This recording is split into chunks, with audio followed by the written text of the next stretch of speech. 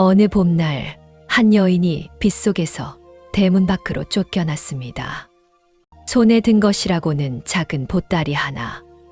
그 안에는 온몇 벌과 바느질 도구, 그리고 오래된 약재 서책 한 권이 전부였지요. 누가 보아도 끝난 인생이었습니다. 그런데 이상한 일이 있었습니다. 그 여인 쫓겨난 그날부터 팔자가 꽃처럼 피어나기 시작했습니다. 어찌하여 그리 되었는지 지금부터 찬찬히 들려드리겠습니다. 봄이 오면 한양의 북촌 골목은 참으로 화사해집니다. 담장 너머로 살구꽃이 하얗게 피어오르고 기와 지붕 끝에는 제비 한 쌍이 집을 짓느라 바쁘게 오가는 시절이지요. 그 봄볕 아래 이호준 참판댁 안채에서는 이른 아침부터 가냘프고도 조용한 손길이 분주하게 움직이고 있었습니다. 윤씨 부인이었지요. 부인의 하루는 늘 달기, 울기도 전에 시작되었습니다. 눈을 뜨면 가장 먼저 하는 일은 시아버지, 대감마님의 탕약을 확인하는 것이었고, 그 다음은 부엌에 들러 아침 상차림을 점검하는 일이었으며, 그러고 나서야 비로소 자신의 세수물을 찾을 수 있었습니다. 남들이 보기엔 고되어 보일 그 일과가 윤 씨에게는 오히려 하루의 중심이었습니다. 바지런한 손길이 집 안 곳곳을 어루만지고 나면 이 집이 비로소 살아있는 것처럼 느껴진다고 그녀는 생각했지요. 대감마님은 그해 겨울부터 기침이 잦아졌습니다. 어이를 불러 진맥을 받아보니 폐에 한기가 들었다 하였고, 하루에 2차례 탕약을 달여 올리는 것이 윤 씨의 가장 중요한 소임이 되었지요. 대감은 며느리가 직접 들고 오는 약사발을 받을 때마다 말없이 고개를 끄덕였습니다. 말이 많지 않은 노인이었지만 그 눈빛만큼은 어떤 칭찬보다도 따뜻했습니다. 그런데 그 봄, 이상한 일이 하나 생겼습니다. 남편 이호준이 집을 비우는 날이 부쩍 늘어난 것이었지요. 처음에는 관아 일이 바빠서라고 했습니다. 그 다음엔 동료 관리의 상이 났다고 했고, 그 다음엔 또 무슨 모임이 있다고 했습니다. 윤 씨는 묻지 않았습니다. 묻는 것이 얘가 아니라 생각해서가 아니라 이미 마음 어느 구석에서 알고 있었기 때문입니다. 봄바람처럼 가볍고 흔들리기 쉬운 남자의 마음이 어디론가 기울기 시작했다는 것을. 몸종 봉술은 달랐습니다. 나이 50이 훌쩍 넘은 늙은 여종이었지만 눈치 하나만큼은 젊은 사람 열을 합쳐도 못 따라갈 정도였지요. 봉술은 어느 날 저녁 빨래를 개키며 조심스레 입을 열었습니다. 마님, 대감께서 요즘 어딜 다니시는지 아십니까? 윤 씨는 손에 들고 있던 적삼을 천천히 내려놓으며 대답했습니다. 안다. 그러나 내가 알고 모르고가 이 집 안에 무엇을 바꾸겠느냐. 봉술은 더 말을 잇지 못하고 눈물을 훔쳤습니다. 바깥에서는 봄바람이 살구꽃 잎을 하나씩 떨어뜨리고 있었습니다. 꽃이 지고 나야 열매가 맺히는 법이라고 누군가 오래전에 말해준 것 같았습니다. 윤 씨는 마당 한켠에 서서 꽃잎이 내려앉는 것을 오래도록 바라보았지요.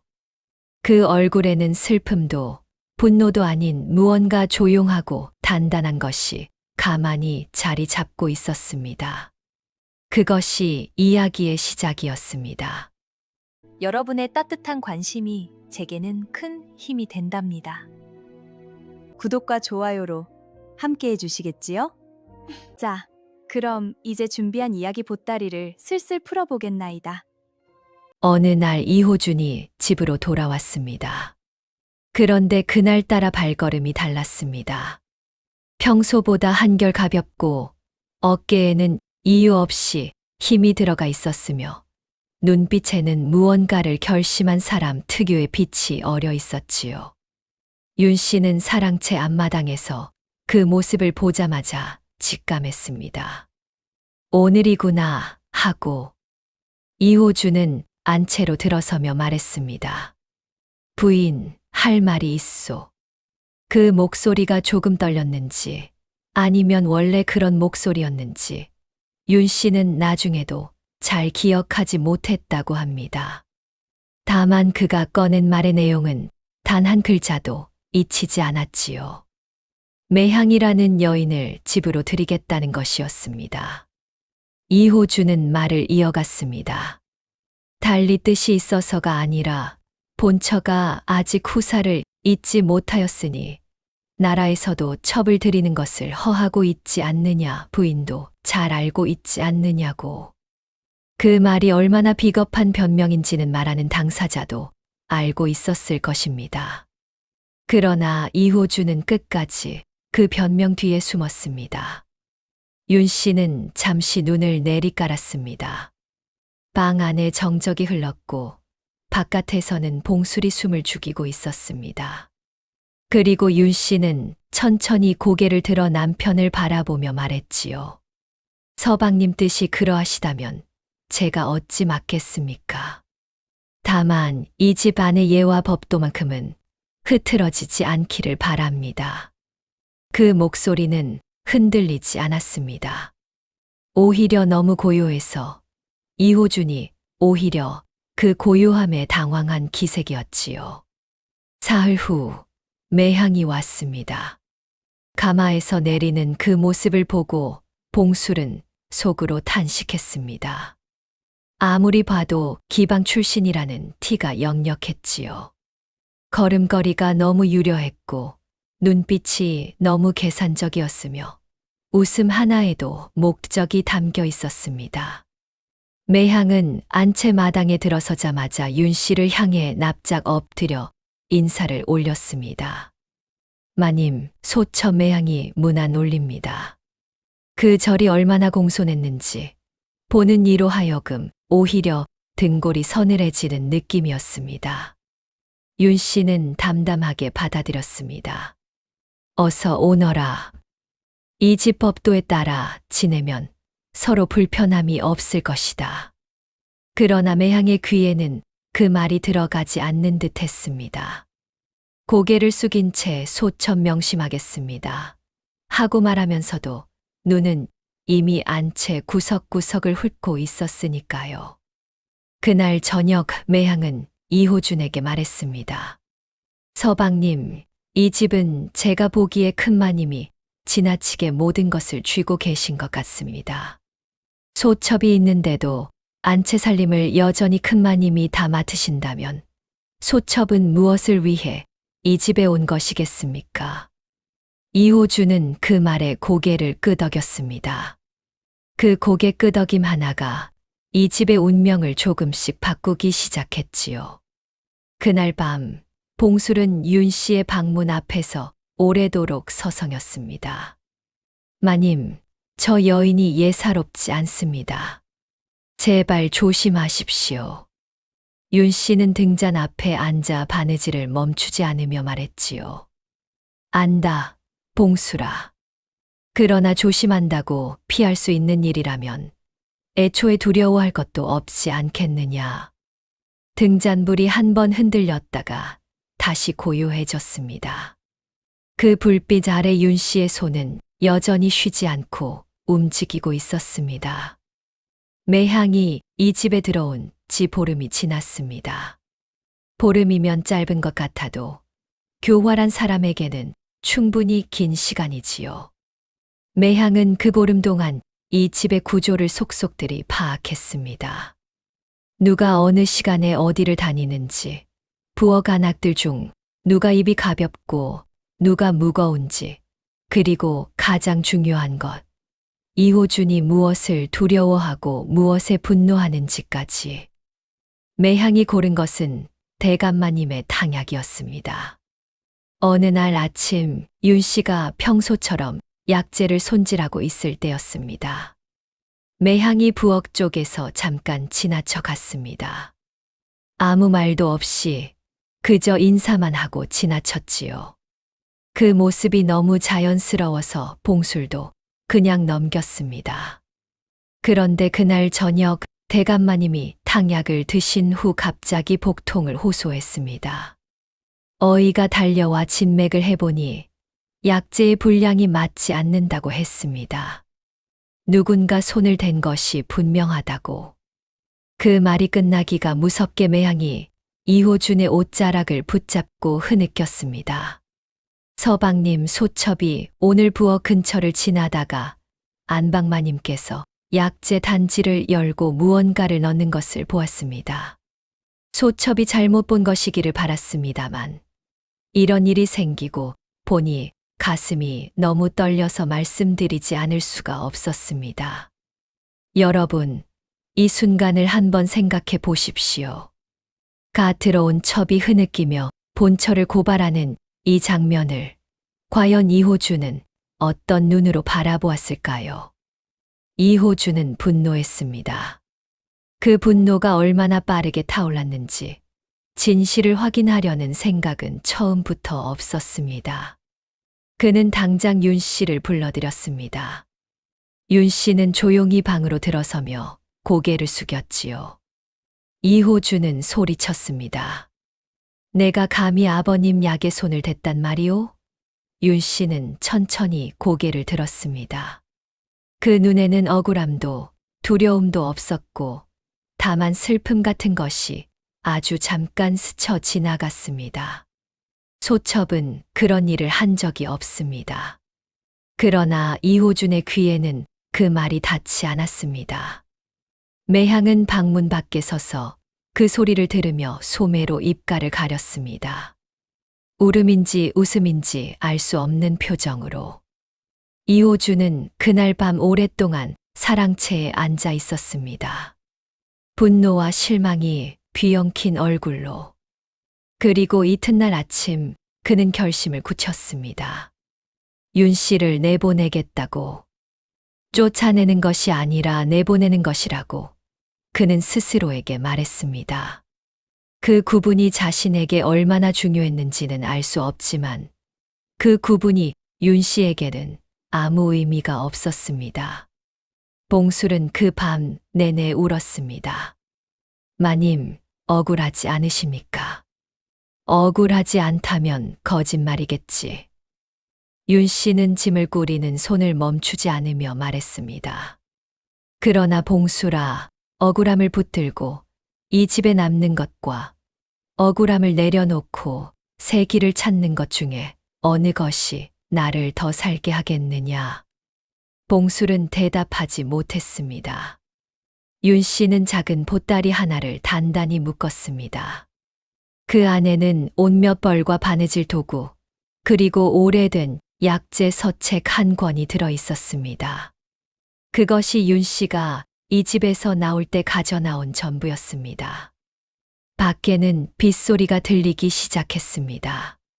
봄비치고는 제법 세찬 비였지요. 이튿날 아침 비는 그치지 않았습니다. 윤 씨가 대문을 나서던 그 시각 한양의 골목들은 봄비에 흠뻑 젖어 있었습니다. 처마 끝에서 빗물이 줄기를 이루며 쏟아졌고 땅은 질척하게 패여 걸음마다 진흙이 올라붙었지요. 윤 씨는 작은 보따리를 가슴에 안고 대문 밖에 섰습니다. 등 뒤에서 문이 닫히는 소리가 났습니다. 무겁고 느리고 그러나 완벽하게 닫히는 소리였습니다. 봉술이 그 곁에서 울음을 삼켰습니다. 우산 하나를 겨우 구해 들고 왔지만 이미 두 사람의 옷자락은 빗물에 젖어 있었습니다. 마님, 어디로 가십니까? 윤 씨는 잠시 하늘을 올려다보았습니다. 먹구름이 낮게 깔려 있었고 비는 더 굵어지는 것 같았습니다. 그러나 그녀의 눈빛은 하늘보다 맑았습니다. 일단 걷자꾸나.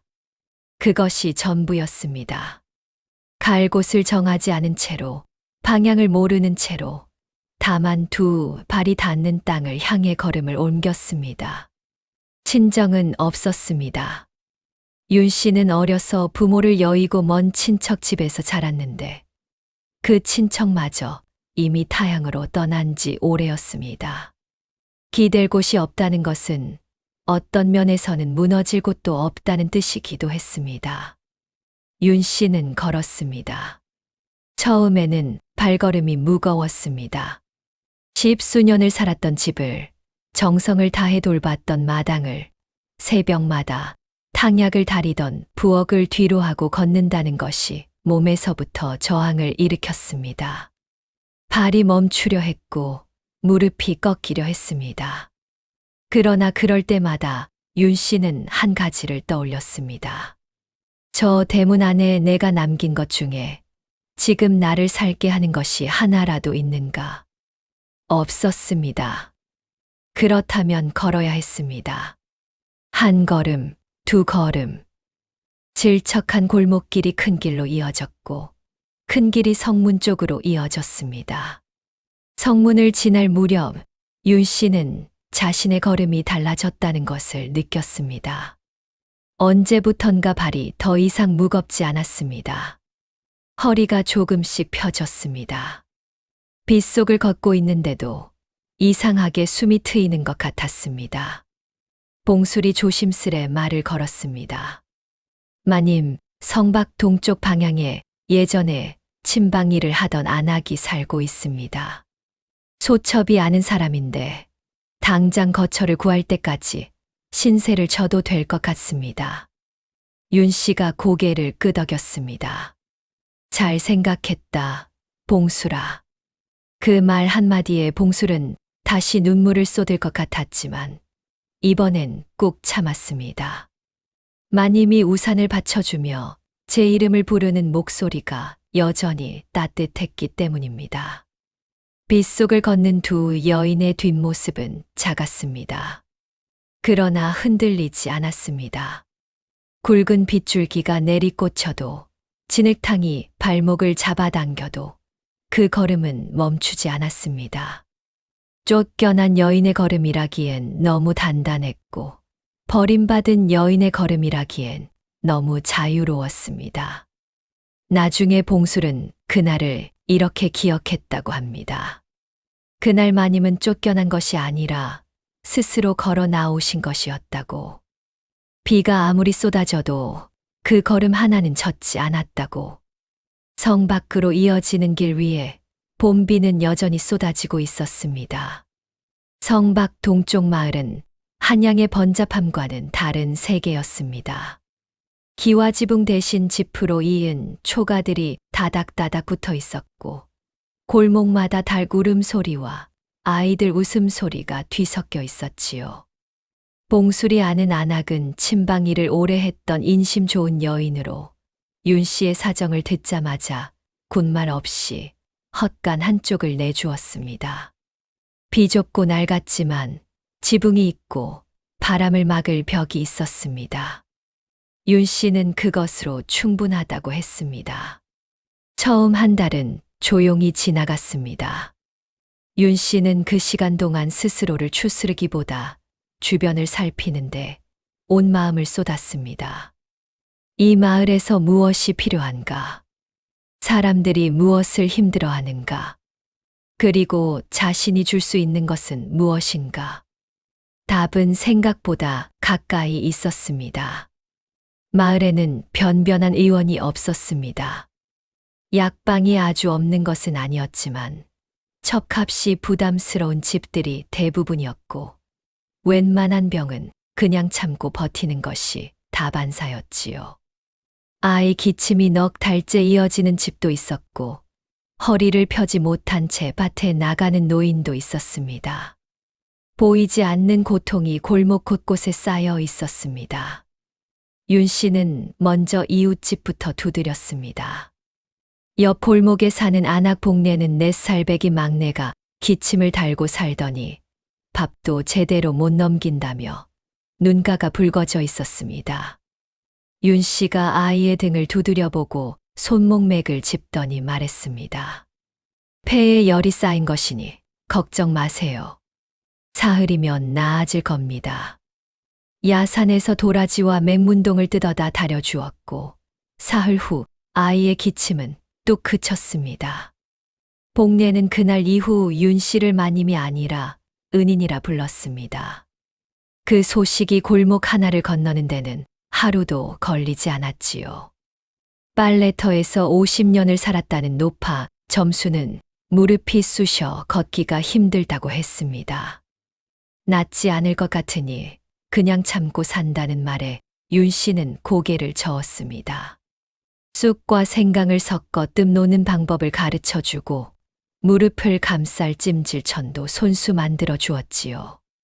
점수는 달걀 몇 개와 된장 한 사발을 내밀었고 윤 씨는 사양하지 않았습니다.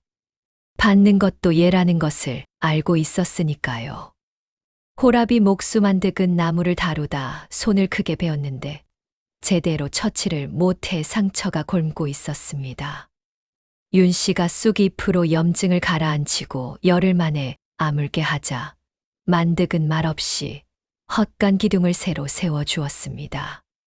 그 기둥이 나중에 초가 한 칸의 뼈대가 되었지요. 봉술은 그 사이 바느질 솜씨를 살려 마을 안악들의 옷감을 손봐 주었습니다. 둘이 버는 것을 합치면 두 끼를 굶지 않을 수 있었고 두 달이 지날 무렵에는 초가 한 칸을 따로 얻을 수 있게 되었습니다. 작고 낡았지만 처음으로 온전히 자신들의 공간이었습니다. 이사하던 날이었습니다. 복내가 떡을 해왔고 점순 노파가 묵은 김치를 가져왔으며 만득은 문설주를 새로 다듬어 주었습니다. 아무도 부탁하지 않았는데 사람들이 자연스레 모여들었지요. 그 작은 마당에 웃음소리가 가득 찼습니다. 윤 씨는 그 온기에 잠시 말을 잃었습니다. 10수년을 살았던 참판댁에서도 느끼지 못했던 것이 이 낡은 초가 마당에 있었습니다. 봉술이 벼처럼 웃으며 말했습니다. 마님, 오늘 저녁은 제가 밥을 짓겠습니다.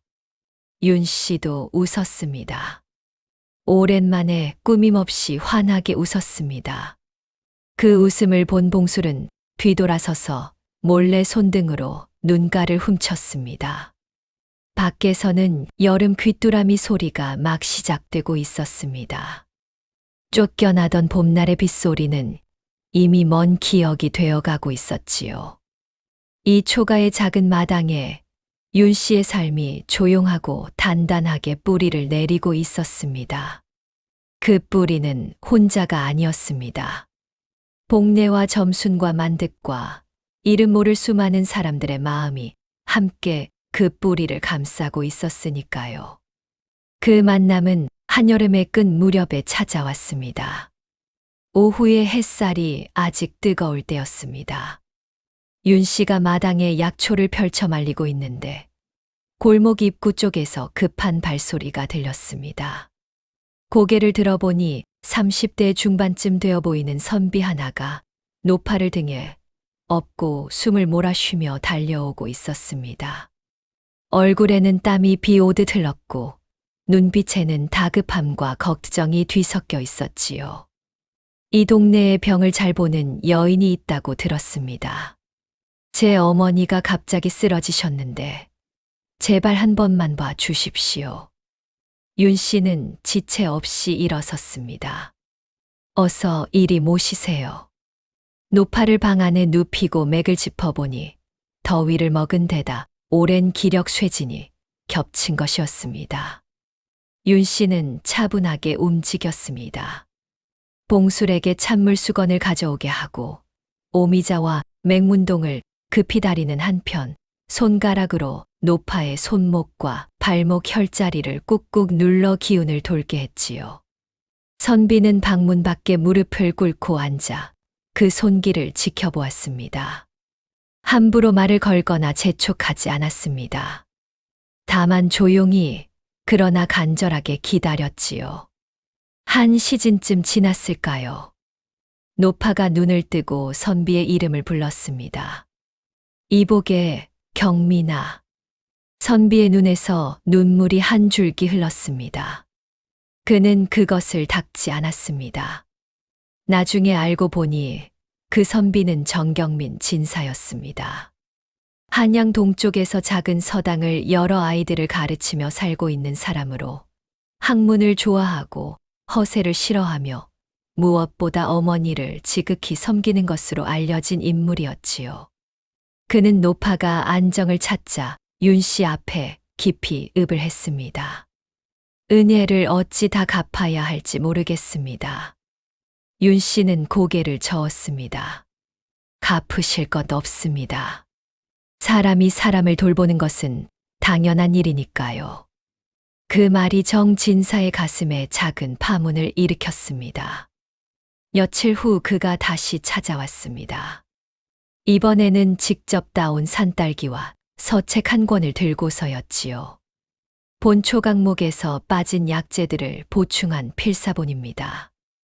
도움이 되실 것 같아서 윤 씨는 그 책을 받아들고 잠시 표지를 쓰다듬었습니다. 고맙습니다, 진사님. 그러더니 책을 펼쳐 한 대목을 손가락으로 짚으며 물었습니다. 진사님, 여기 오미자를 복령과 함께 쓰면 심화를 다스린다 하였는데 소위는 실제로 써보니 노인보다 젊은 사람에게 더 잘 듣던데 혹시 같은 경험이 있으십니까? 정진사가 눈을 빛냈습니다. 그도 바로 그 점이 의아했기 때문이었지요. 두 사람의 대화는 그렇게 시작되었습니다. 그날 이후 정진사는 자주 찾아왔습니다. 서책을 가지고 왔고 윤 씨도 서책으로 답했습니다. 한 번은 정진사가 서당 아이 하나가 오래도록 밥을 못 먹는다며 걱정을 털어놓았고 윤 씨는 비위를 돕는 약재와 함께 아이 입맛에 맞는 죽 끓이는 법까지 일러주었습니다. 한 번은 윤 씨가 마을에 돌림병 기운이 도는 것 같은데 예방법을 모르겠다 하자 정진사가 오래된 의서를 뒤져 역병의 계절별 패턴을 정리해서 가져왔습니다. 주고받는 것이 쌓일수록 두 사람 사이에는 단순한 교분이 아닌 서로의 생각을 더 깊이 만들어주는 무언가가 자라나고 있었습니다. 어느 날 저녁 정진사가 마당 멍석에 앉아 윤 씨와 이야기를 나누다가 말했습니다. 부인은 어찌하여 의술을 배우셨습니까? 윤 씨는 잠시 생각하다가 답했습니다. 배운 것이 아닙니다. 아픈 사람 곁에 있다 보면 자연히 알게 되는 것들이 있지요.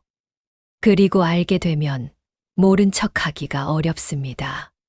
정진사는 그 말을 한참 곱씹었습니다. 그리고 작게 웃으며 말했지요.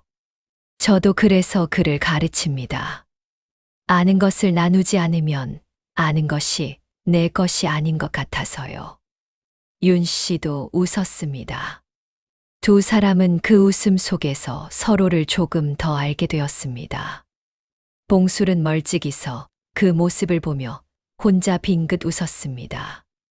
그리고는 아무 말도 하지 않았지요.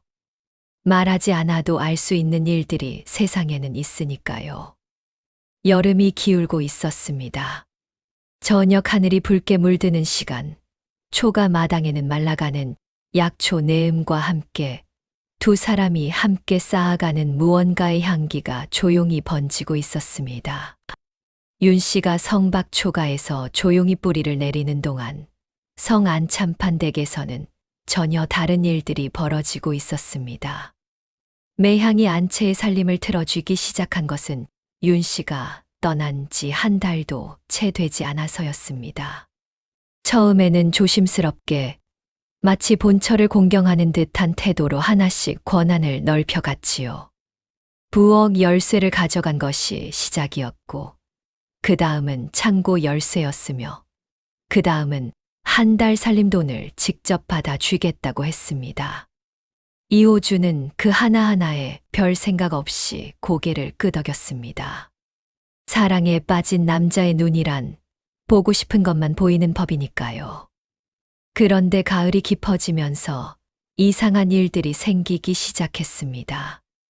먼저 제사 준비가 허술해졌습니다. 윤 씨가 있을 때는 제사 사흘 전부터 재료를 준비하고 제기를 닦고 제문을 챙기는 것이 당연한 일이었는데 이제는 전날이 되도록 재물 하나를 제대로 갖추지 못하는 날이 생겼지요. 친척들이 다녀가고 나면 뒤시애기가 돌았습니다. 이 참판댁이 예전 같지 않다고 대감마님의 병세는 더 큰 문제였습니다. 탕약을 달여 올리는 시간이 들쭉날쭉해졌고 가끔은 약재가 바닥이 나도록 보충을 해두지 않아 하루를 거르는 날도 생겼습니다. 대감은 아무 말도 하지 않았습니다. 그러나 그 눈빛이 조금씩 어두워지고 있다는 것은 옆에서 시중을 드는 늙은 하인이라면 누구나 알 수 있었습니다. 이호주는 처음에 눈치채지 못했습니다. 아니, 어쩌면 알면서도 외면했는지도 모릅니다. 매향의 방에서 나오는 그의 얼굴은 늘 노곤하고 흐뭇했으니까요. 그러나 어느 날 밤 아버지 방 앞을 지나다가 안에서 들리는 기침 소리에 발걸음이 멈추었습니다. 그 기침이 얼마나 깊고 거칠었는지 이호주는 그 자리에 한참 서 있었습니다. 방문을 열고 들어가 보니 대감은 약을 드시지 못한 채 홀로 누워 계셨습니다. 탕약 그릇은 식어서 옆에 놓여 있었고 방 안은 쓸쓸하게 어두웠습니다. 이호주는 그 순간 오랜만에 윤 씨를 떠올렸습니다. 새벽이면 어김없이 약을 다리던 그 손길을. 한 번도 빠진 적 없이 제때 탕약을 들고 오던 그 발소리를. 그리움은 불편한 감정입니다. 특히 자신이 쫓아낸 사람을 그리워할 때는 더욱 그렇지요. 이호주는 그 감정을 인정하기 싫어서 오히려 매향에게 날이 선 목소리로 말했습니다. 아버님 약 시간을 어찌 이리 소홀히 하는 것이요. 매향은 새침하게 대답했습니다. 소첩이 어찌 그 모든 것을 다 알겠습니까? 큰마님이 계실 때야 그리 잘 돌아갔겠지요. 그 말 끝에 묘한 가시가 돋쳐 있었지만 이호주는 더 말을 잇지 못하고 물러났습니다. 대감마님은 그날 밤 혼잣말처럼 중얼거렸다고 합니다. 늙은 하인 하나가 귀동냥으로 들은 그 말은 이러했지요. 윤 씨가 보고 싶구나. 그 아이가 있었더라면 내 이 꼴이 되지는 않았을 텐데. 그 말이 담벼락을 넘어 퍼지는 데는 오래 걸리지 않았습니다. 소문이란 언제나 가장 불편한 진실을 가장 빠르게 전하는 법이니까요. 매향은 영리한 여인이었습니다. 그러나 영리한 사람이 반드시 지혜로운 것은 아닙니다. 영리함은 눈앞의 이익을 계산하지만 지혜는 그 이익이 어디로 흘러가는지를 내다보니까요. 매향에게는 전자만 있었고 후자는 없었습니다. 살림을 틀어준 지 석 달이 지났을 무렵 매향은 슬그머니 손을 더 뻗기 시작했습니다. 처음에는 작은 것이었습니다. 시장에서 물건을 살 때 가격을 부풀려 차액을 챙겼지요. 이호주는 살림에 어두운 사람이라 눈치채지 못했습니다. 조금 더 지나자 매향의 손은 창고 깊숙이까지 들어갔습니다. 집 안에 쌓아둔 비단 몇 필과 은자, 몇 양이 언제부턴가 사라지기 시작했습니다. 그것들은 매향의 친정 오라비 편에 실려나갔지요. 아무도 모르게 조용히.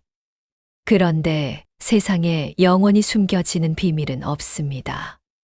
창고 관리를 맡은 늙은 하인이 재고를 정리하다가 이상한 것을 발견했습니다.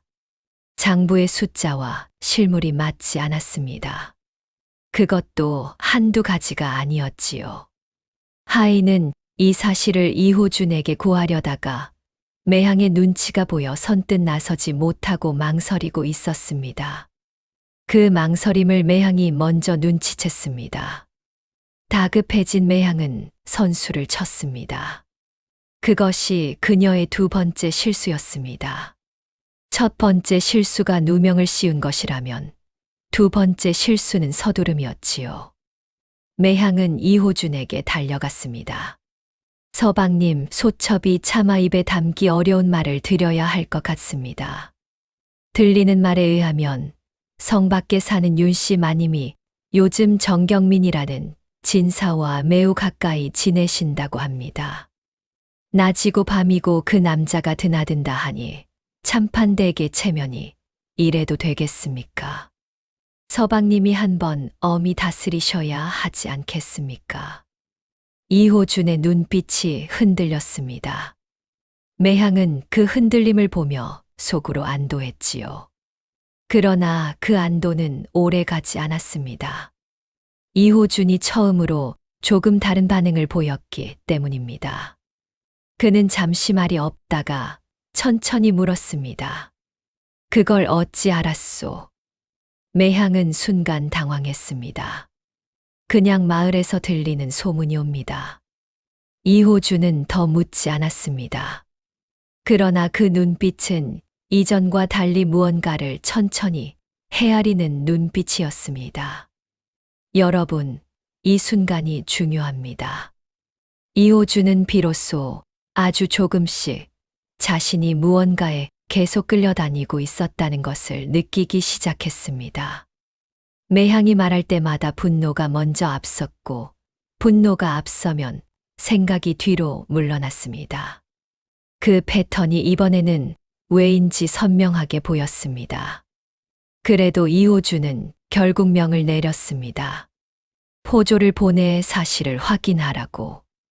매향은 그것으로 충분하다고 생각했습니다. 포졸이 움직이면 윤 씨가 위축될 것이고 정진사와의 관계도 끊길 것이라 계산했지요. 그 계산이 얼마나 짧은 생각이었는지는 그녀는 아직 몰랐습니다. 그날 밤 이호준은 사랑채에서 홀로 술을 마셨습니다. 잔을 기울이는 손이 떨렸습니다. 무엇 때문인지 그 자신도 분명히 알지 못했습니다. 아버지의 기침 소리가 담 너머에서 들려왔습니다. 이호준은 술잔을 내려놓고 오랫동안 그 소리를 들었습니다. 그날은 늦가을의 맑은 아침이었습니다. 윤 씨는 이른 새벽부터 일어나 약초를 다리고 있었습니다. 전날 밤 마을 어귀 안하기 산기가 있다는 말을 들었기에 미리 산모에게 쓸 약재를 준비해 두려던 참이었지요. 붓두막 위에서 탕관이 조용히 끓어오르는 소리, 이른 아침 새 우는 소리, 그리고 봉수리 마당을 쓰는 빗자루 소리가 평화롭게 어우러지고 있었습니다. 그 평화가 깨진 것은 해가 막 중천을 향해 오르기 시작할 무렵이었습니다. 골목 입구 쪽에서 무거운 발소리가 들렸습니다. 하나가 아니었습니다. 여럿이었지요. 봉수리 빗자루를 든 채 고개를 내밀었다가 얼굴이 하얗게 질렸습니다. 마님, 포졸입니다. 붉은 포복을 입은 포졸 4~5명이 초가 앞 골목을 가득 메우고 섰습니다. 그 뒤로 마을 사람들이 하나둘 모여들기 시작했습니다. 포졸 중 우두머리로 보이는 이가 앞으로 나서며 말했습니다. 전 참판댁 본처 윤씨 되시오? 이 참판 나리의 명으로 사실을 확인하러 왔소이다. 윤 씨는 부엌에서 천천히 걸어 나왔습니다. 손에는 아직 행주가 들려 있었고 얼굴은 흐트러지지 않았습니다. 그렇습니다. 제가 윤 씨입니다. 무슨 사실을 확인하러 오셨습니까? 포졸이 말했습니다. 이 댁에 정경민이라는 진사가 드나들며 부적절한 관계를 맺고 있다는 고발이 들어왔소. 이 참판 나리께서 직접 조사하라 하셨으니 두 분 모두 관하로 나오셔야 하겠소. 그 말이 떨어지기 무섭게 골목에 모인 마을 사람들 사이에서 웅성거림이 번졌습니다. 부당하다는 목소리, 말도 안 된다는 목소리들이 여기저기서 튀어나왔지요. 윤 씨를 알고 있는 사람들이었습니다. 새벽마다 약을 다려 환자를 돌보고 무보수로 아이들 기침을 고쳐주고 어려운 집 안악들의 바느질을 대신해주던 그 여인이 부적절한 관계라니요. 빨래터 근처 노파가 지팡이를 짚고 앞으로 나섰습니다. 이보시오, 포졸 나리들. 내가 이 마을에서 50년을 살았지만 저 마님처럼 반듯하게 사는 사람은 본 적이 없소. 진사 나리도 노모를 모시러 드나드는 것인데 그게 무슨 부적절한 관계란 말이오. 그 말에 주변에서 맞장구를 치는 소리들이 이어졌습니다. 포졸들은 당황했습니다.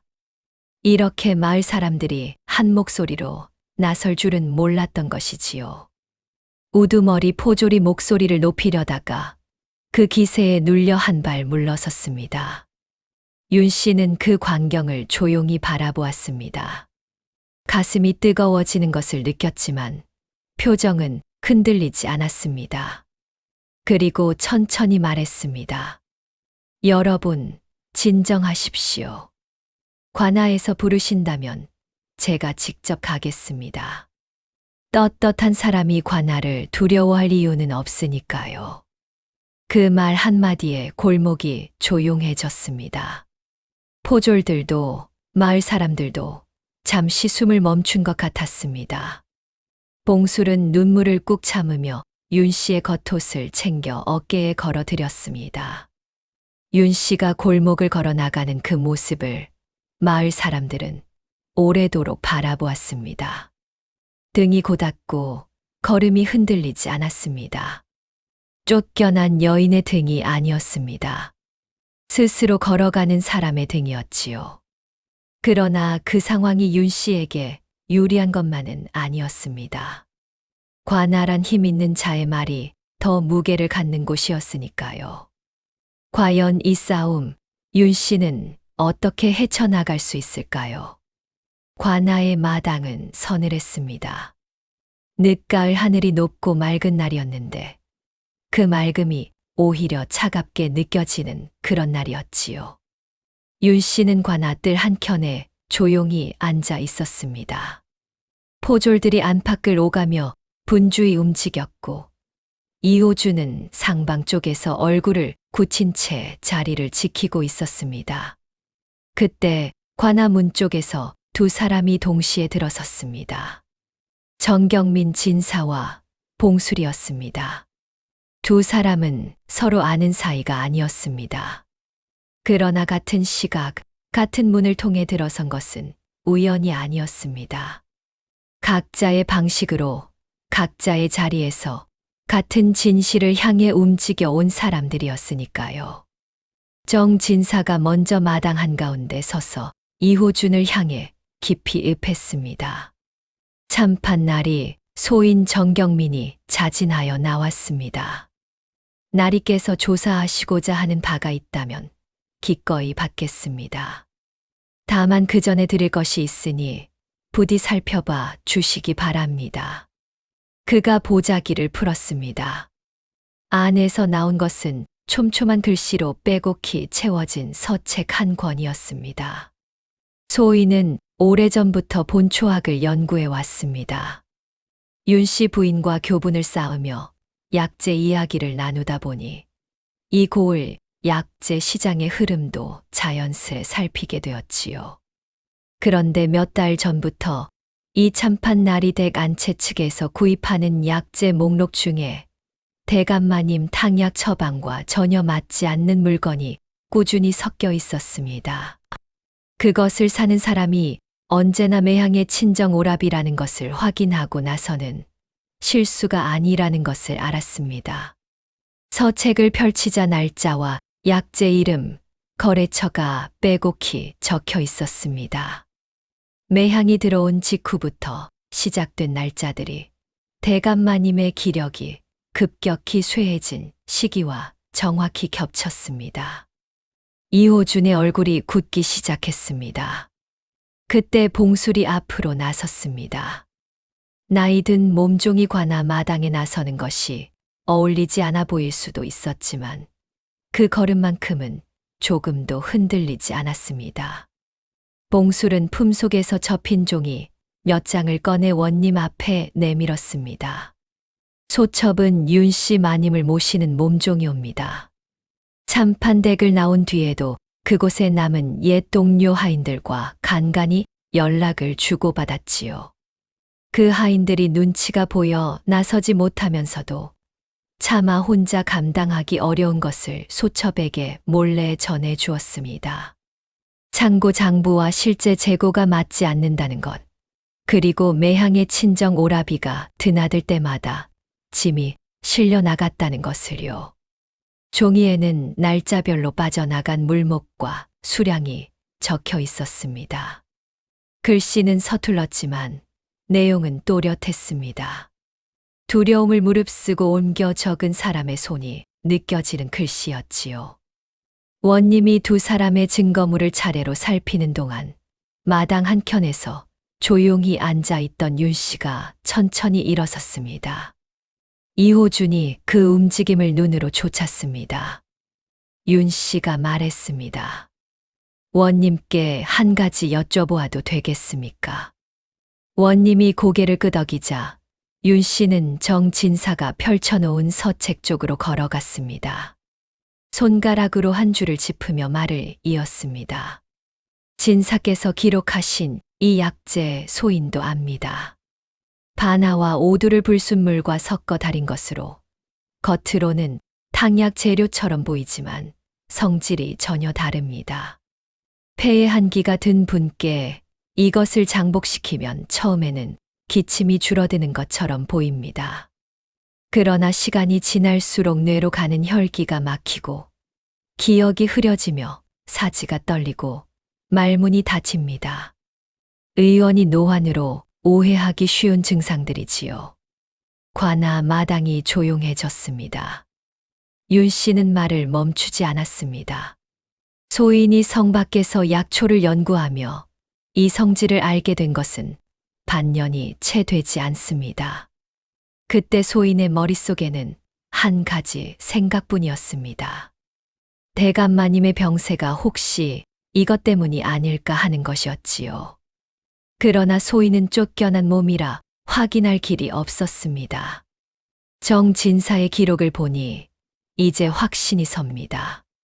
그녀는 서책의 날짜 목록을 다시 한번 짚었습니다.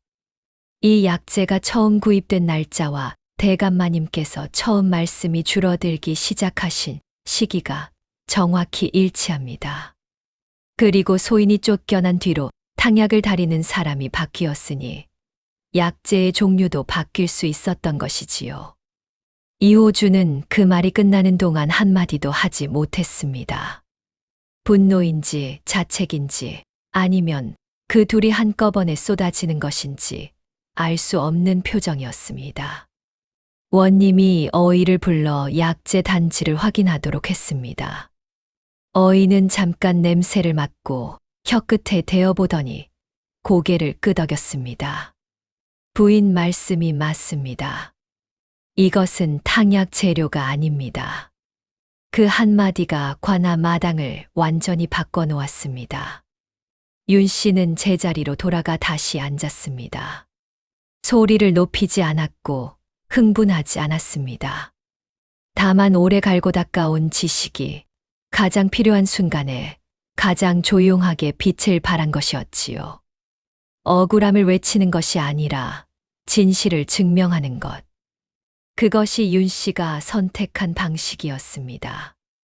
봉술은 멀찍이 서서 마님의 뒷모습을 바라보며 눈물을 꾹 참았습니다. 마님, 드디어입니다. 그 말이 입 밖으로 나오지는 않았지만 온몸으로 그렇게 외치고 있었습니다.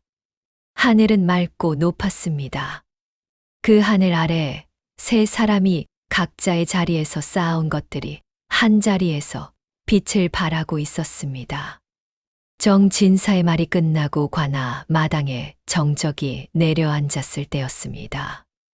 이호준이 약재 추적 서책을 손에 쥔 채 굳어있는 그 순간 바깥쪽에서 예상치 못한 소란이 일었습니다. 관아 문이 열리며 늙은 하인 둘이 가마 하나를 안간힘으로 부축하듯 이끌고 들어섰습니다. 가마가 마당 한가운데 멈추었고 문이 열렸습니다. 그 안에서 내려오는 이를 본 순간 이호준은 자리에서 벌떡 일어났습니다. 아버지 하고 부르는 목소리가 떨렸습니다. 대감마님이었습니다. 그러나 이호준이 알던 대감마님이 아니었습니다. 몇 달 전까지만 해도 목소리는 낮아도 눈빛만큼은 또렷하던 노인이었는데 지금 가마에서 내리는 분은 그 눈빛이 흐릿하게 풀려 있었습니다. 안색은 흑빛이었고 두 손은 쉬지 않고 가늘게 떨렸지요.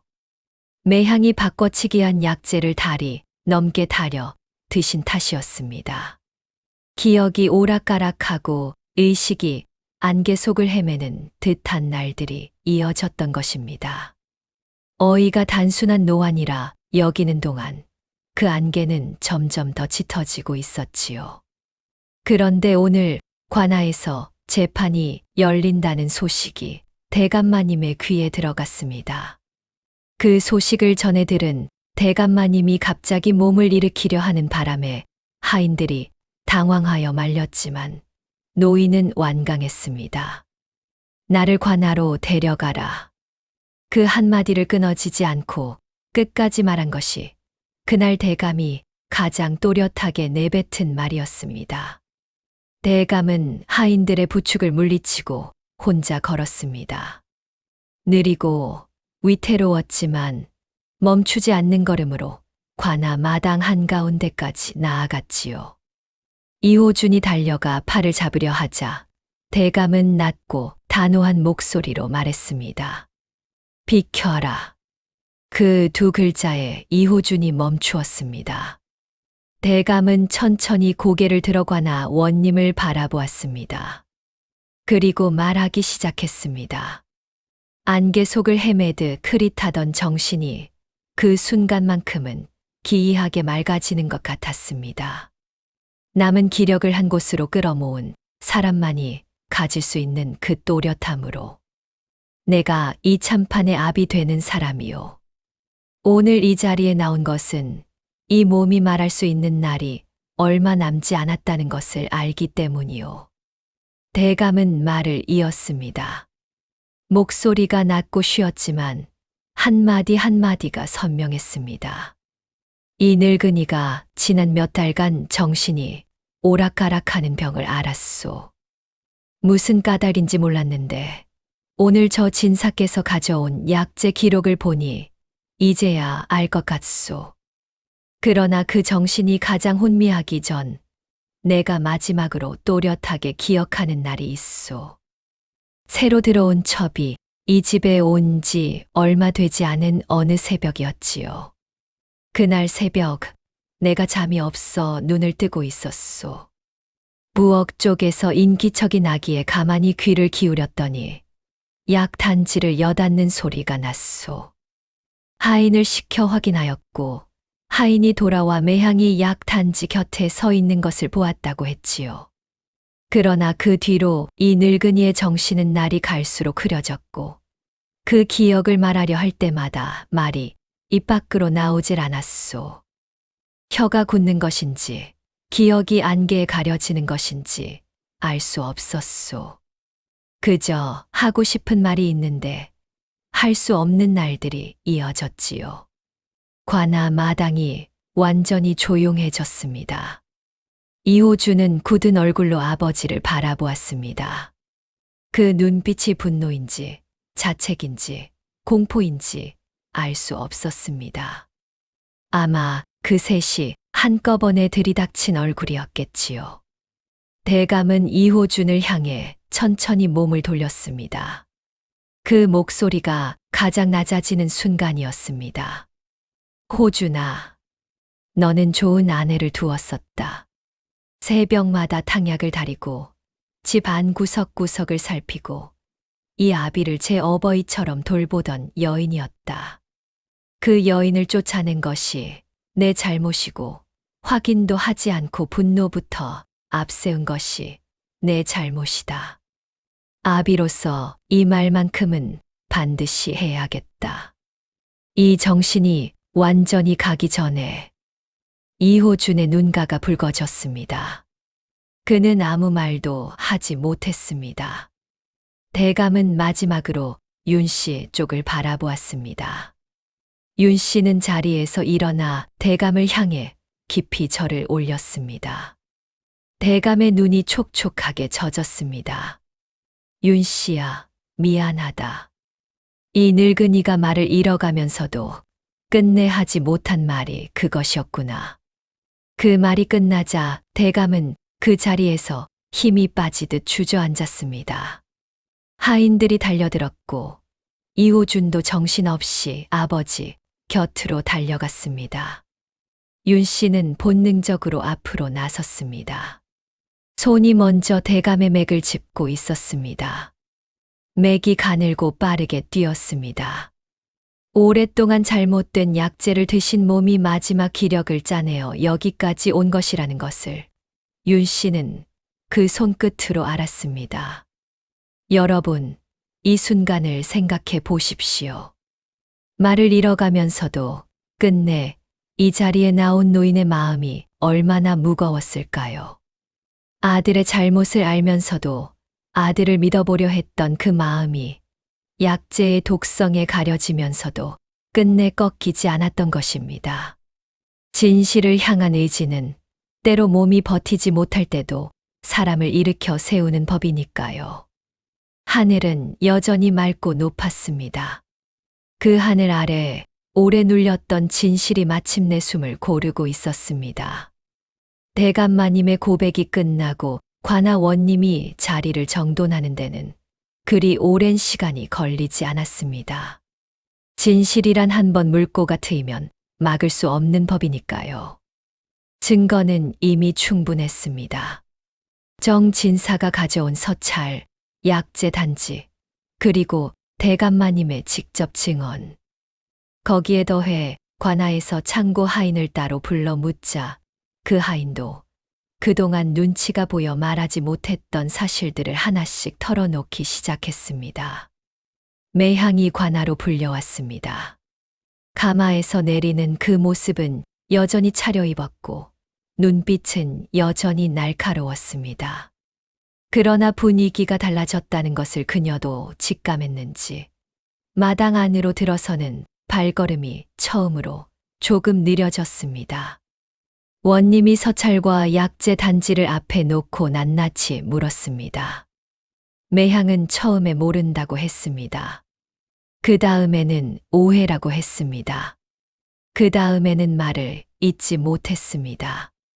창고 하인의 증언이 낭독될 때 매향의 얼굴이 처음으로 허물어졌습니다. 비단 몇 필과 은자의 행방, 친정 오라비가 드나들던 날의 기록, 장부와 실물의 차이. 하나하나가 쌓일수록 빠져나갈 구멍이 없어졌습니다. 매향은 마침내 땅바닥에 무릎을 꿇었습니다. 그 무릎 꿇음이 얼마나 비참했는지 보는 이들조차 잠시 눈을 돌렸습니다. 원님의 판결은 명료했습니다. 매향은 주인댁 재산을 빼돌린 죄와 무고죄를 함께 받았습니다. 빼돌린 재산은 모두 환수하고 매향은 당장 참판댁에서 내쫓기로 했습니다. 친정 오라비 역시 관아의 조사를 받게 되었지요. 이호주는 관아 앞마당에서 무릎을 꿇었습니다. 스스로 꿇은 것이었습니다. 아무도 그에게 그리하라고 하지 않았습니다. 그는 고개를 숙인 채 오랫동안 말이 없었습니다. 그 침묵이 어떤 말보다도 무거웠습니다. 자신이 얼마나 어리석었는지, 얼마나 쉽게 속았는지, 그리고 그 어리석음이 얼마나 큰 상처를 남겼는지를 그는 그 자리에서 온몸으로 느끼고 있었습니다. 윤 씨는 그 모습을 바라보았습니다. 통쾌함은 없었습니다.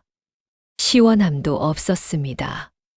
다만 오랫동안 가슴 한편을 짓누르던 묵직한 돌덩이 하나가 소리 없이 내려앉는 것 같았습니다. 억울함이 풀렸다기보다는 억울함이라는 감정 자체가 이미 자신과는 멀어진 것 같은 느낌이었지요. 그것이 시간이 준 것인지 아니면 성박초가에서 스스로 일구어온 삶이 준 것인지는 알 수 없었습니다. 봉술은 관아 담장 밖에서 이 모든 소식을 전해 듣고 그 자리에 주저앉아 엉엉 울었습니다. 마을 안악 몇이 그 곁에서 함께 눈물을 훔쳤지요. 사람들이 흘리는 눈물에는 여러 종류가 있습니다만 그날 봉술의 눈물은 그 중에서도 가장 맑은 종류였습니다. 오랫동안 억눌렸던 것이 비로소 터지는 그런 눈물이었지요. 매향은 그날 오후 참판댁에서 짐을 꾸려 나갔습니다. 들어올 때와는 달리 가마도 없이 배웅하는 이도 없이 골목을 걸어 나가는 그 뒷모습은 작고 쓸쓸했습니다. 누군가는 그것을 보며 그래도 됐다고 했고 누군가는 말없이 고개를 돌렸습니다. 윤 씨였다면 아마 후자였을 것입니다. 남이 쓰러지는 것을 보며 통쾌해하기에는 그녀의 마음이 너무 넓었으니까요. 참판댁 대문이 조용히 닫혔습니다. 이번에는 쫓아내는 문이 아니라 오래된 상처 하나를 안으로 거두어들이는 문이었습니다. 관아 일이 마무리되고 사흘이 지난 어느 날 오후였습니다. 윤 씨가 초가 마당에서 약초를 손질하고 있을 때 골목 입구 쪽에서 낯익은 발소리가 들렸습니다.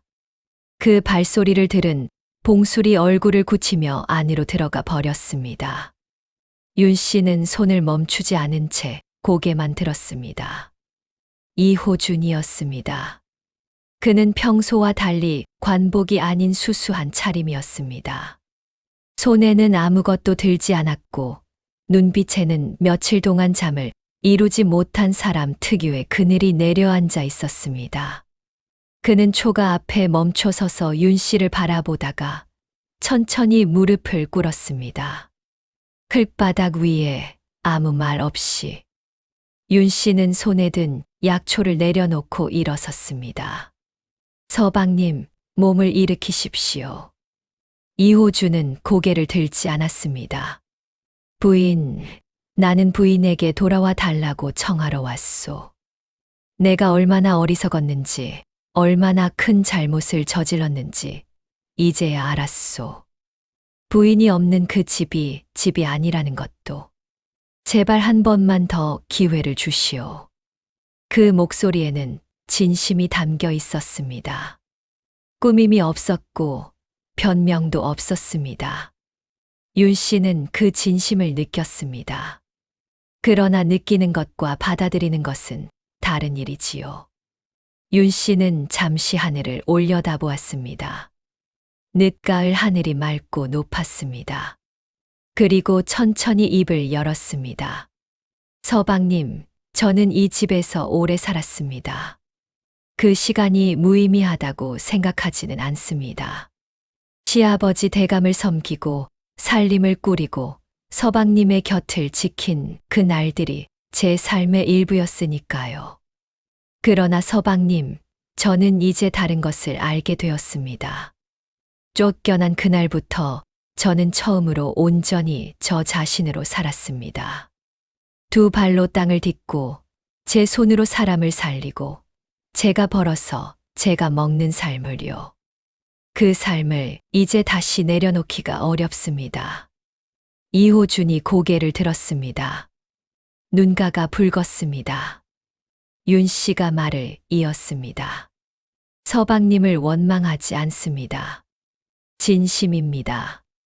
사람은 누구나 어리석은 때가 있고 그 어리석음을 깨닫는 것만으로도 이미 용기가 필요한 일이니까요. 그러나 용서한다는 것과 돌아간다는 것은 같은 말이 아닙니다. 저는 서방님을 용서합니다. 그러나 돌아가지는 않겠습니다. 그 말이 끝난 후 한동안 두 사람 사이에 아무 소리도 없었습니다. 바람이 지나가며 마당 한켠에 마른 풀잎을 건드렸고 어디선가 새 한 마리가 짧게 울었습니다. 이호준은 천천히 일어섰습니다. 무릎에 흙을 털지 않은 채로 그는 깊이 읍을 했습니다. 부인, 그 말씀이 당연합니다.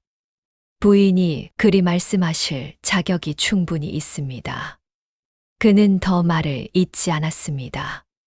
돌아서는 걸음이 무거웠지만 그 무거움 안에는 어딘가 홀가분한 것도 섞여 있는 것 같았습니다. 스스로 한 잘못을 스스로 인정하는 사람만이 느낄 수 있는 그 이상한 홀가분함이요. 봉수리 방문 안에서 몰래 내다보다가 눈물을 훔쳤습니다. 이번에는 슬픔의 눈물이 아니었습니다. 마님이 드디어 마님이 되셨다 하는 안도의 눈물이었습니다. 윤 씨는 다시 마당에 앉아 약초를 집어들었습니다. 손이 조금도 흔들리지 않았습니다. 하늘은 여전히 맑았고 바람은 여전히 불었습니다. 그리고 윤 씨의 가슴 안쪽에는 무언가 비로소 제자리를 찾은 것들이 조용히 자리를 잡고 있었습니다. 관아에서 쓰러지신 이후 대감마님의 기력은 빠르게 쇠해갔습니다.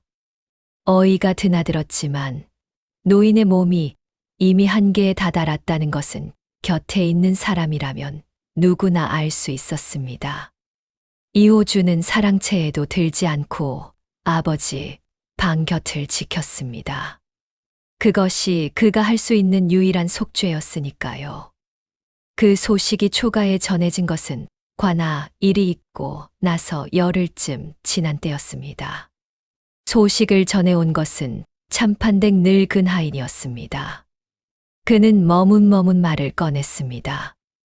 마님, 대감께서 윤 씨 부인을 찾으십니다. 꼭 한번 뵈야겠다고 하십니다. 봉수리 윤 씨의 눈치를 살폈습니다. 윤 씨는 잠시도 망설이지 않았습니다. 가야지. 그 한마디가 전부였습니다. 윤 씨가 참판댁 대문 안으로 들어선 것은 쫓겨난 지 거의 1년 만이었습니다. 대문은 여전히 그 자리에 있었고 안채마당의 우물도 그 자리였으며 부엌 처마 끝에 매달린 말린 고추도 예전과 같은 자리에 있었습니다. 그러나 그 모든 것이 윤 씨에게는 이제 낯선 풍경처럼 느껴졌습니다. 내가 여기서 그토록 오래 살았구나 하는 생각이 마치 남의 이야기처럼 스쳐 지나갔지요. 대감마님은 방 안에 반쯤 일어나 앉아 계셨습니다.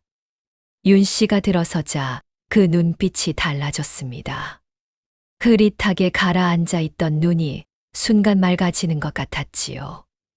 윤 씨는 방 안으로 들어가 조용히 무릎을 꿇었습니다. 아버님, 윤 씨가 문 안 올립니다. 대감은 천천히 손을 내밀었습니다. 윤 씨가 그 손을 두 손으로 받아 쥐었습니다. 얼마나 차가운 손이었는지 윤 씨는 저도 모르게 그 손을 꼭 감싸 쥐었습니다. 마치 온기를 불어넣으려는 듯이 대감이 말했습니다. 목소리가 가늘고 낮았지만 한 글자도 흘리지 않으려는 듯 또렷하게 끊어졌습니다. 윤 씨야, 내가 와주었구나. 고맙다. 윤 씨는 고개를 숙였습니다. 당연한 일을 하였을 뿐입니다, 아버님. 대감이 작게 웃었습니다. 그 웃음 안에 여러 가지가 담겨 있었습니다. 미안함, 그리움, 그리고 이 여인을 며느리로 둔 것에 대한 마지막 자부심 같은 것이. 그는 잠시 숨을 고르더니 말을 이었습니다. 내가 살면서 잘한 일이 몇 가지 있는데 그 중 하나가 너를 이 집 며느리로 맞아들인 것이었다. 그리고 내가 살면서 후회하는 일도 몇 가지 있는데 그 중 하나가 너를 지키지 못한 것이다.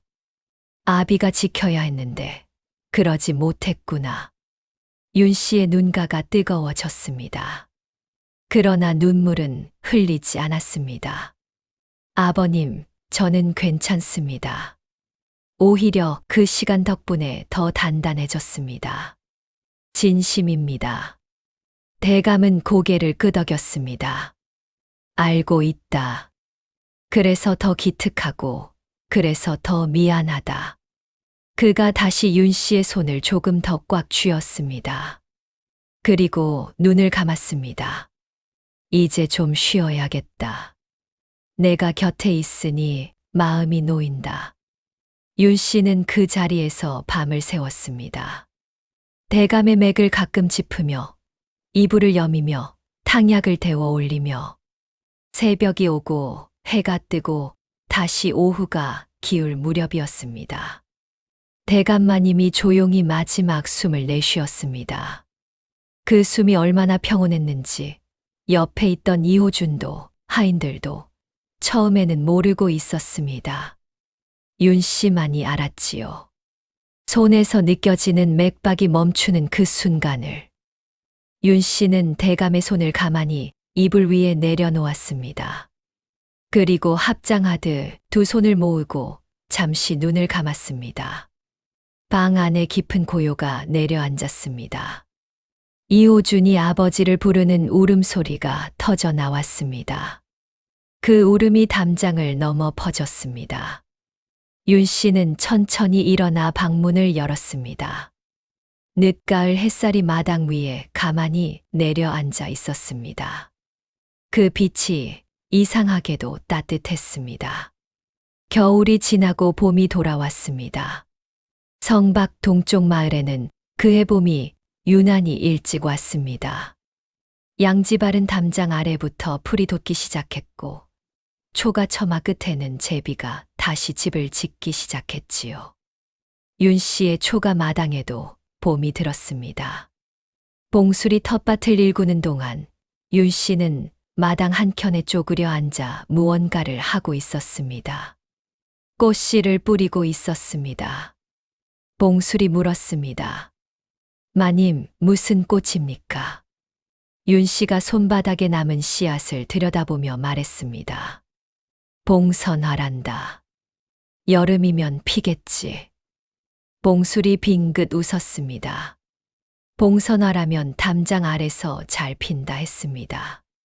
잘 고르셨습니다, 마님.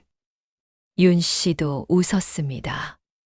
담장 아래서도 피어난다는 게 좋더구나. 어디서든 피어나는 꽃이니까. 그 말 안에 얼마나 많은 것이 담겨 있는지 봉술은 알았습니다. 그래서 더는 말하지 않았습니다. 그 봄에 정경민 진사가 초가를 찾아왔습니다. 손에는 여린 묘목 하나가 들려 있었습니다. 마당에 심으면 여름에 그늘이 생길 것 같아서 가져왔습니다. 하고 그는 말했습니다. 윤 씨가 받아들고 어디에 심으면 좋겠냐고 물었고 정 진사가 마당 구석구석을 살피며 이쪽이 좋겠습니다. 저쪽은 햇볕이 너무 강하겠습니다. 하고 말하는 동안 두 사람은 한참을 나란히 마당을 걸었습니다. 봉술은 그 모습을 부엌 문 사이로 내다보다가 아무도 없는 부엌에서 혼자 소리 없이 박수를 쳤습니다. 윤 씨는 그곳부터 마을 아이들에게 글자를 가르치기 시작했습니다. 정 진사의 서당이 너무 멀어 다니지 못하는 아이들을 위해 초가 마당에 멍석을 깔고 직접 붓을 쥐어주었지요. 처음에는 서너 명이었던 아이들이 한 달이 지나자 10명이 넘었습니다. 아이들은 윤 씨를 마님이라 부르지 않고 훈장님이라 불렀습니다. 윤 씨는 그 호칭이 마음에 들었습니다. 어떤 호칭보다도 자신답다는 생각이 들었으니까요. 여름이 오면 봉선화가 피었습니다. 담장 아래에서 처마 끝에서 텃밭 귀퉁이에서 윤 씨가 씨앗을 뿌린 자리마다 붉고 환하게 피어났습니다. 마을 사람들이 지나가다 발걸음을 멈추고 바라보았습니다. 저 집이 예쁘게도 피었구나 하고 그것이 윤 씨의 팔자가 꽃처럼 피어난 모습이었습니다. 거창한 복수도 화려한 귀환도 아니었습니다. 다만 쫓겨난 자리에서 두 발로 일어서고 스스로의 손으로 씨앗을 뿌리고 그 씨앗이 제철에 피어나는 것. 그것이 전부였습니다. 그러나 그것이 전부였기에 그 꽃은 누구도 꺾을 수 없는 꽃이었지요. 하늘은 스스로 돕는 자를 돕는다고 했습니다. 윤 씨의 이야기가 우리에게 가르쳐 주는 것은 바로 그것입니다. 억울함을 붙들고 그 자리에 머무는 것이 아니라 억울함을 내려놓고 두 발로 새 땅을 딛는 것. 누가 알아주지 않아도 묵묵히 선한 일을 쌓아가는 것. 그리하면 하늘도 결국 그 사람의 편에 서게 된다는 것을. 우리는 살다 보면 억울한 일을 만납니다. 내가 잘못한 것이 없는데도 손가락질을 받고 내가 열심히 했는데도 알아주는 이가 없는 때가 있지요. 그 순간이 가장 외롭고 가장 흔들리는 때입니다. 그럴 때 윤 씨를 기억해 주세요. 빗속에서도 걸음을 멈추지 않았던 그 여인을, 쫓겨난 자리에서 씨앗을 뿌렸던 그 손길을. 오늘 이 이야기가 여러분의 마음속에 따뜻한 온기로 전해졌길 바랍니다. 지치고 힘드신 날, 이 이야기가 작은 위로가 되었으면 합니다. 이 채널이 마음에 드셨다면 구독과 좋아요를 눌러주세요. 여러분의 응원이 이런 이야기들을 계속 만들어 나가는 힘이 됩니다. 다음 이야기에서 또 뵙겠습니다.